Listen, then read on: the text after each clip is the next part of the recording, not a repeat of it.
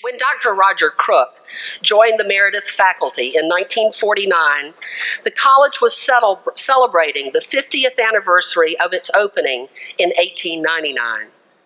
During Meredith's charter centennial in 1991-92, Dr. Crook published Symmetry, a history of religion and philosophy at Meredith College. And today we are honored to have him give the 125th Anniversary Convocation address. Indeed, Dr. Crook's association with Meredith and with important markers in the history of the college demonstrates a powerful symbolism and symmetry. He will speak with us about the subject of his latest research and writing project, The Life of Thomas Meredith.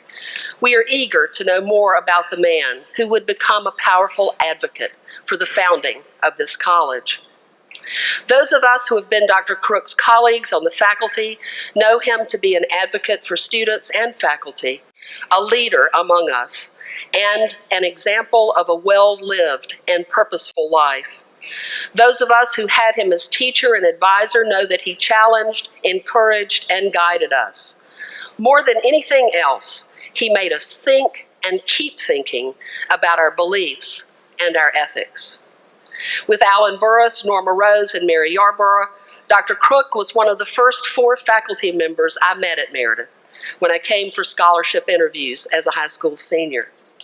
I encountered him again during freshman orientation when he spoke right here in Jones Auditorium about love. In that talk, he memorably said to our entering class, "Whatever age you are, I have a son that age." We looked around, hoping he had brought a son with him. He had not, but there are several of his sons with us today. Dr. Rose and Crook were my major advisors, and when I returned to the faculty, Dr. Crook brought a student for me to advise and said to her that the hardest thing I would have to learn as a new faculty member was to call him Roger. Now I present to you scholar, master teacher, and mentor to many assembled here today, Roger Crook.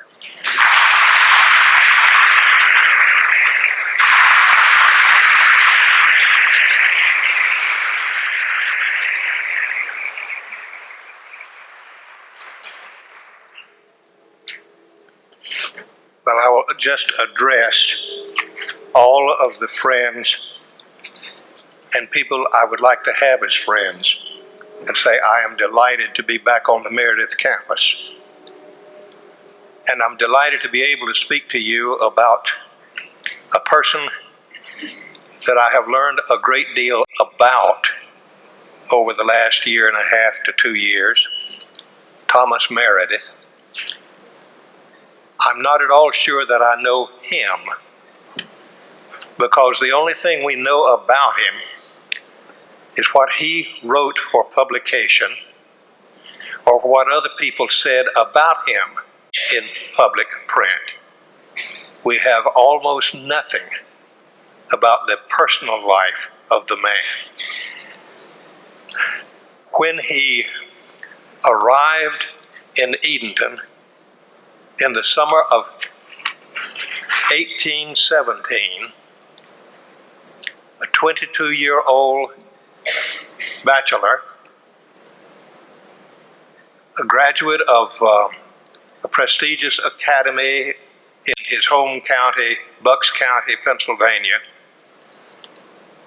of the college that was founded by Benjamin Franklin in Philadelphia, that later became the University of Pennsylvania, studied theology and Bible and whatever else goes with being a minister under the tutelage of a well-known, nationally known pastor in Pennsylvania, in Philadelphia. And then he came as an agent of a newly organized group in North Carolina. No one can know exactly when that group was organized because it went by so many different names, and sometimes some of the names were printable. But they were trying to create some order out of a group of religious people who were not really a denomination. They were a movement. In the early part of that century, there were the Methodist Church and the Presbyterian Church and the Catholic Church. In North Carolina, also the Lutheran Church. But there was the Baptist movement. They weren't organized. Now, some of you wish they had never been organized, but they were not organized at all. Any Baptist church in North Carolina was totally independent. Now, there are a lot of advantages to that, but the disadvantages is it is difficult for you to do anything with another Baptist church if you don't have some kind of organization. And Meredith came at the invitation of that little group that was organizing for the purpose of doing some kind of church establishing among the people who were moving around in the state and out onto the frontier. There were only about little over 600,000 people in the state at the time. And the state was just emerging from what has come to be called the Rip Van Winkle period. It was a pretty backward state, all in all.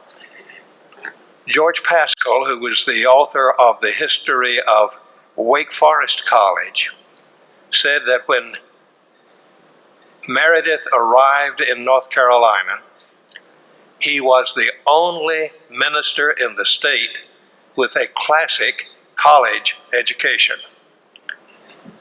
Now, he should have been a little more guarded. He should have said only Baptist minister. But if he'd been speaking of the Methodists, it would have been the same thing. The Presbyterians had probably a few who had come over from Scotland, and the Episcopalians had almost disappeared during the Revolutionary War period, and there were only 3 or 4 congregations still active in the state. But those were probably all ordained ministers, but educated ministers. But Meredith was the only one who had a classic college education. And he worked for about 2 years with that organization, then was called to be pastor of the Baptist congregation in Newbern.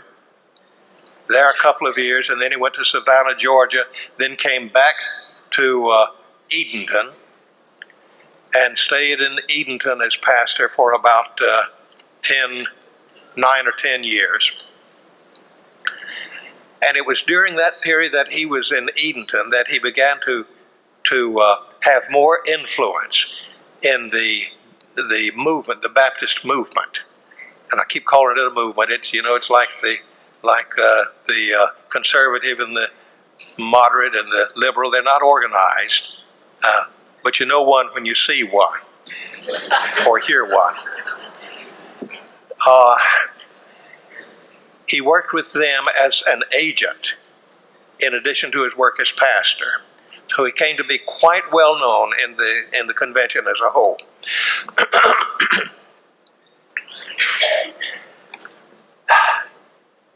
He worked with a man named Martin Ross, who was a very warm, cuddly kind of person, a very lovable man who was well known all over the state, highly admired, greatly appreciated, well educated, but not in formal sense.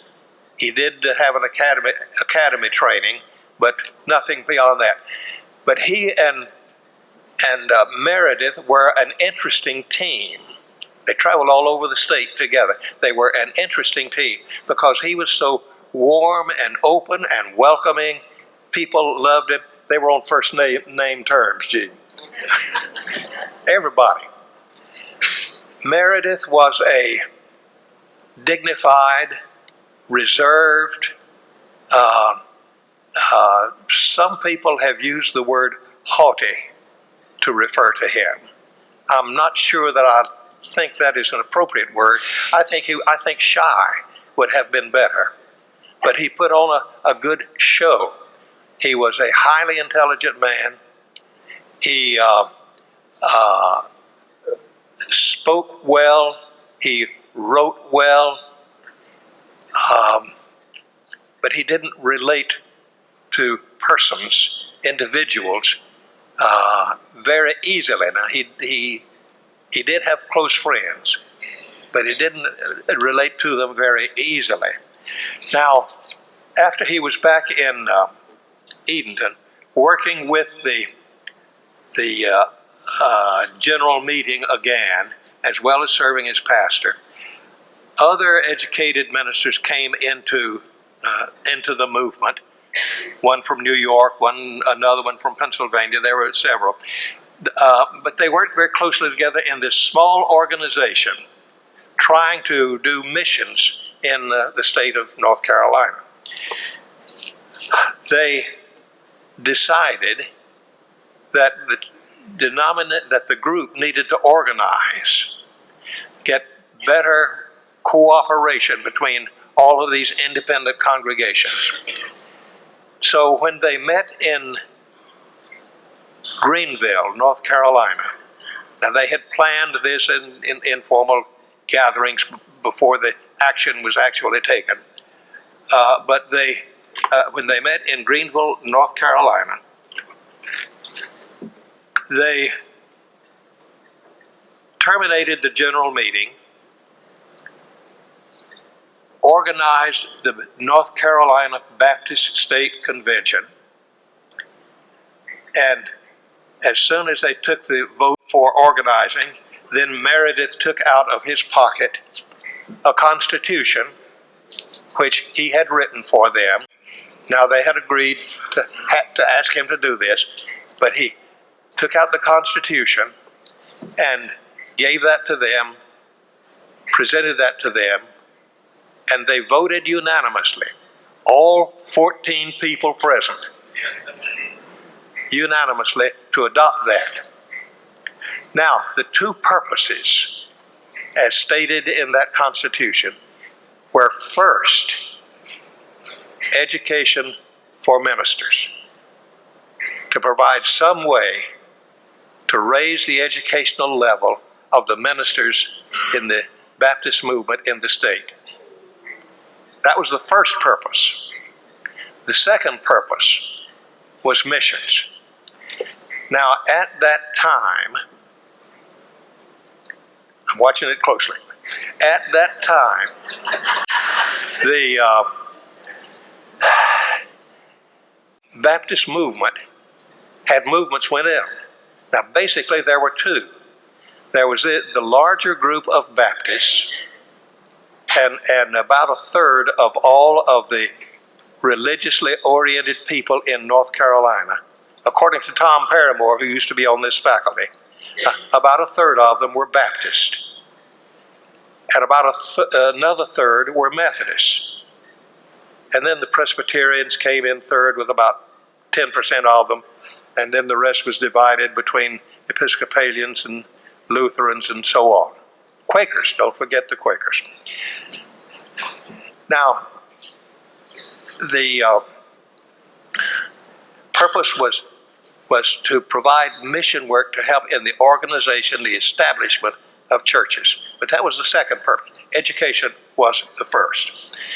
So, very shortly, a couple of years after the organization, and the agents had been working throughout the state in support of getting a school started for men who were planning to be ministers. Well, people who were planning to be ministers, and that would imply men in those days. A school for those men to get a good education. Thomas Meredith was not the founder of Wake Forest. He was one of the 14 founders.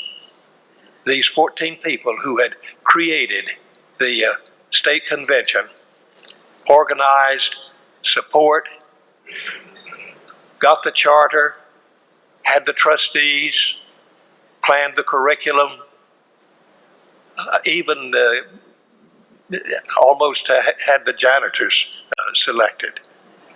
Everything was ready. Took them about 2 years to get that done.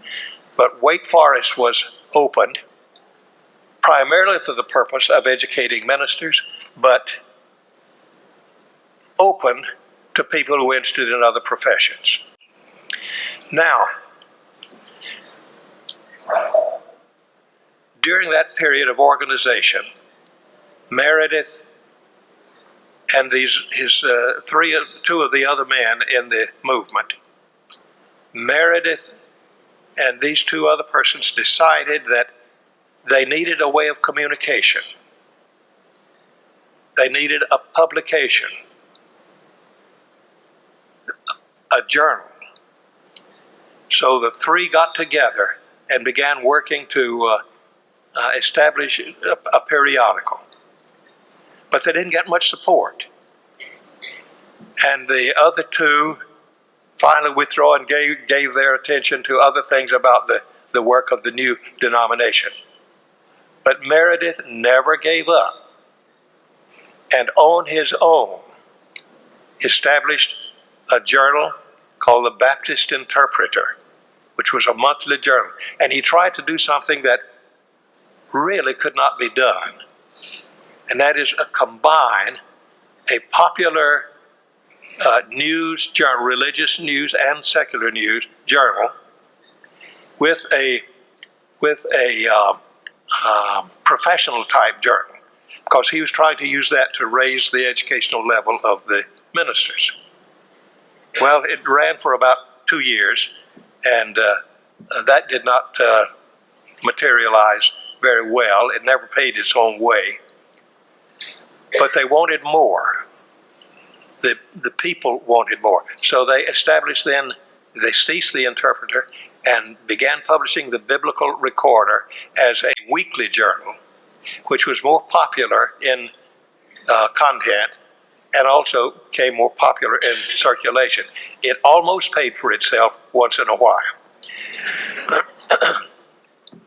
But in that periodical, he managed to provide some educational material in two ways. One was publishing specific articles on theological and biblical studies, but the other was answering questions to the editor about how you run a church, how you ordain a person, how you deal with conflict within the church. And the people would write to Brother Meredith, "Dear Brother Meredith, how do you do that?" And his answers did not prescribe any way to do it. He always said, "This is the way it is usually done among Baptists." And fairly soon, there was a sort of an order way of doing things. Now, the Biblical Recorder came to be highly influential, and partly through editorials that he wrote, and he wrote on all sorts of issues.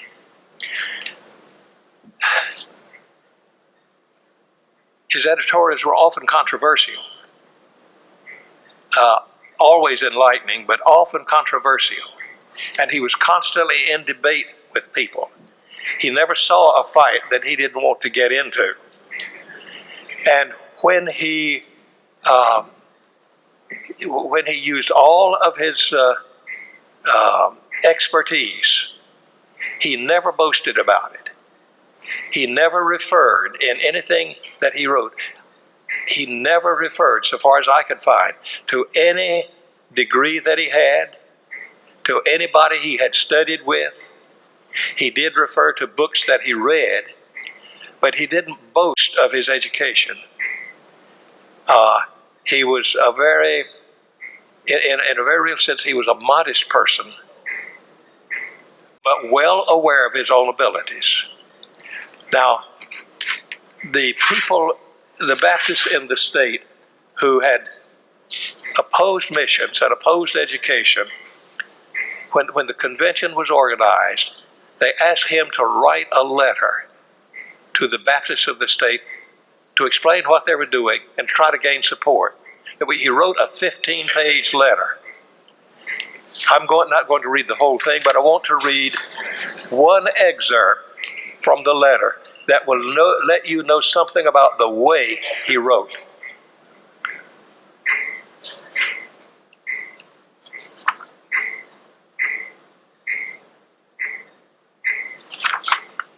I have lost my place. Here it is. Here it is.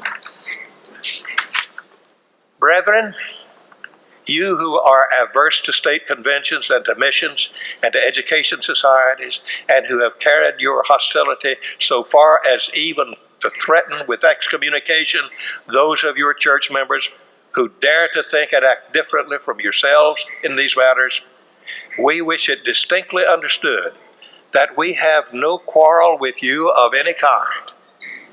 We regard you as Christians, as Baptists, and as brethren, but we consider you sadly mistaken. And we sincerely regret the loss of your services in the important and interesting work before us.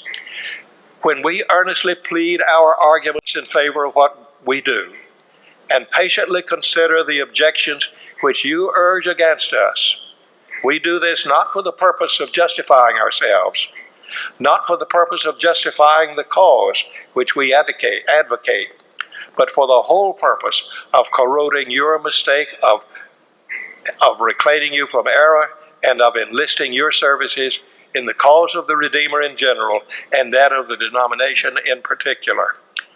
And we desire you further to understand that we shall go on with our undertaking, whether you aid us or oppose us. You may misrepresent our intentions if you choose. You may impugn our reputations, and you may conflict with our movement. But you cannot injure us, nor can you prevent us the accomplishment of our plan. The denomination of the improvement of the ministry of the churches of the Baptist denomination in North Carolina will be effected, and by the means proposed, either sooner or later. Now, his story went on. He argued with people in print all over the country.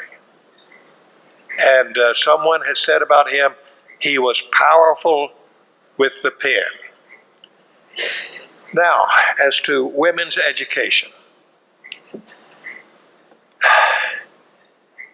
the year after Wake Forest Institute, it was then, was opened, according to Meredith Johnson, some timid soul proposed that a similar institution be established for women.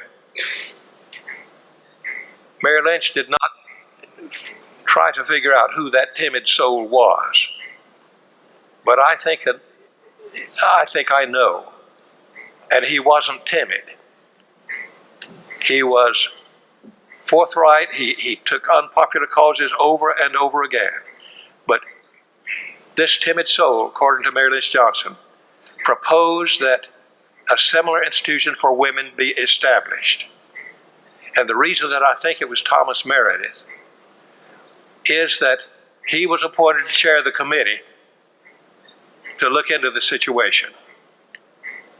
The committee studied it, and for a year they came back with a report, 3 people on the committee, and he presented the report, and the report was that at this time it is not expedient. Now, they made it clear they were saying now. They were not saying never. But it went on to the back burner for everybody else, but not for Thomas Meredith. He kept publishing information about women's education, and a year later, the General Board of the State Convention asked him to chair a committee to look into the question again. Now, this was the board, not the convention. They asked him to look into it. They looked into it, and they made a plan. They found property. They found didn't find enough money to build it, but they found some money for building. They recruited a faculty for the curriculum that they planned. They got everything ready and presented their report at the next meeting of the Baptist State Convention, and they accepted the report, and nothing happened. But Meredith kept plugging for women's education through articles that he copied, through articles that he wrote, and nothing happened until more committees were appointed, and still nothing happened. But for Meredith, the time was now. And it didn't happen until the charter was granted in 1891, which was 41 years after the death. Now that means that, so far as I'm concerned, Thomas Meredith was not a founder of Meredith College, but he was a grand founder.